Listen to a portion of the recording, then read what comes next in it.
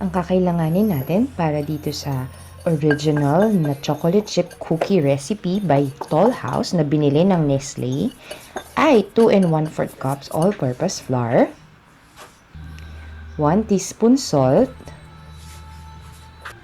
at 1 teaspoon baking soda. Make sure na haluin ng mabuti yung ating mga dry ingredients bago natin idagdag yung mga wet ingredients para masigurado natin na uniform talaga yung ating mixture.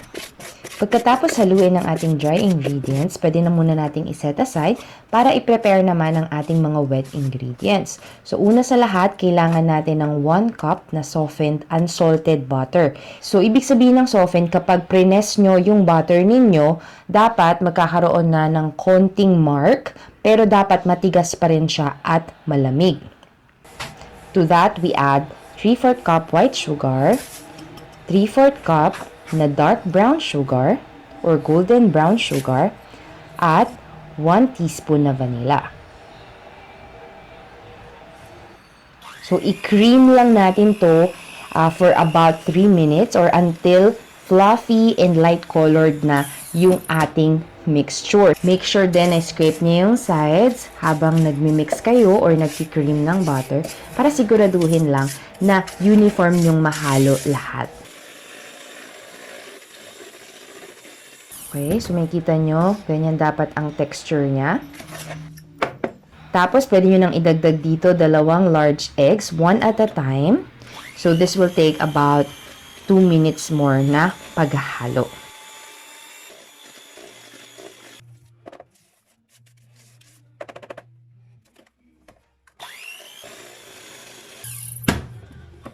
Tapos, pwede na natin idagdag yung ating dry ingredients dun sa ating wet ingredients. At this point, best na gumamit na lang ng spatula instead ng electric beater or mixer para makontrol nyo yung paghahalo. Hindi maganda na ma-overmix yung ating dough.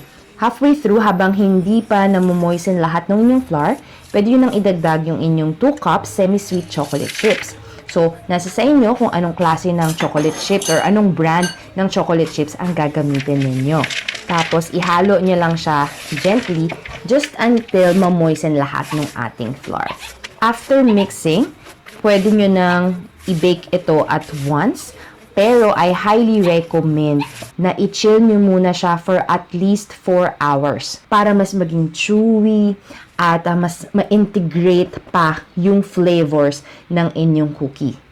Once na ready nyo na siyang i-bake, just scoop 3 tablespoons or 60 grams na mounds. Pwede kayong gumamit ng weighing scale, pwede kayong gumamit ng ice cream scoop. Tapos, i-bake nyo lang ito for about 14 minutes sa 350 degrees Fahrenheit. So, ito na ang ating finished product para sa original chocolate chip cookie by Toll House. As a review, so okay siya, pero medyo naalatan lang ako dito. So, magandang i-adjust yung salt level.